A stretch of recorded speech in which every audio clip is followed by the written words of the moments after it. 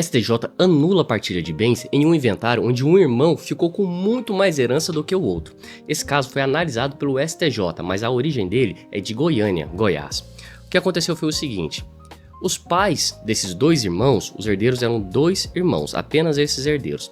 Os pais deles haviam falecido e os bens que eles deixaram eram no valor de R$739 mil. Esse era o valor total que foi deixado pelos pais para esses dois herdeiros que eram irmãos. Acontece que um dos irmãos ficou com R$700 mil, enquanto o outro ficou com só R$39 mil. Esse irmão que ficou com R$39 mil, ele era uma pessoa muito simples e não entendia muito de direito, então achou que estava tudo certo. Como ele não tinha muito convívio com os pais, ele achou que a conta estava correta e pelo irmão ficar mais tempo com os pais, ter uma convivência muito maior, então ele merecia sim ficar com um valor superior ao dele. Só que certo dia, conversando com um amigo advogado, ele explicou que não tem nada a ver uma coisa com a outra. Não importa a relação afetiva entre os filhos e os pais. Os dois filhos têm o direito a receber o mesmo tanto de herança. E veja só o que diz o Código Civil sobre isso. Ele estabelece a questão da ordem de sucessão, ou seja, se uma pessoa falece, os bens deles vão primeiro para os descendentes. Se não tiver nenhum descendente, aí vai para os ascendentes. Lembrando, descendentes são filhos, ascendentes, avós, bisavós, e nesse caso então, os bens vão para os filhos. Se não tiver filhos, os bens vão para os seus pais e avós. Se a pessoa não tiver pais e avós vivos, então todos os bens vão para o cônjuge que sobreviveu, a mulher ou o marido. Se essa pessoa também não era casada, não tem nenhum cônjuge sobrevivente, aí vai para os parentes colaterais, que são todos os outros. Então, essa ordem é muito bem delimitada pela justiça e não há distinção sobre cada irmão receber de um valor diferente, cada pai receber de um valor diferente. Não, se ele é irmão, ele recebe o mesmo tanto que o outro irmão e isso não aconteceu nessa decisão.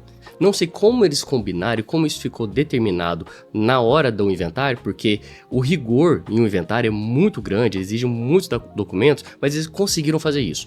E ficou então R$700 mil para um filho e R$39 mil para outro filho. Então, esse filho, que era mais afastado e ficou só com R$39 mil, resolveu entrar em contato com outro irmão e ele disse que por ter ficado com os pais esse tempo todo não ia devolver dinheiro nenhum e era assim que a divisão iria ficar. Então ele entrou na justiça. A ação que ele moveu foi uma ação de nulidade ou anulação de partilha. E o juiz analisou esse caso, teve recurso e chegou o caso no STJ. A ministra Nancy Andrighi destacou que a desproporção na partilha afrontou a regra que a legítima deve ser igualmente distribuída entre os herdeiros necessários, que é o caso deles. Ela disse ainda que, segundo a legislação, embora a parte disponível do patrimônio possa ser destinada livremente pelo autor da herança, a legítima corresponde a 50% do patrimônio total, devendo ser repartida de maneira igualitária entre os descendentes. Isso significa que a pessoa que falece, ele tem o direito de escolher com quem vai ficar metade dos seus bens. A outra metade tem que ser obrigatoriamente seguir esse rol que eu apresentei aqui: descendentes, ascendentes, cônjuge e colaterais.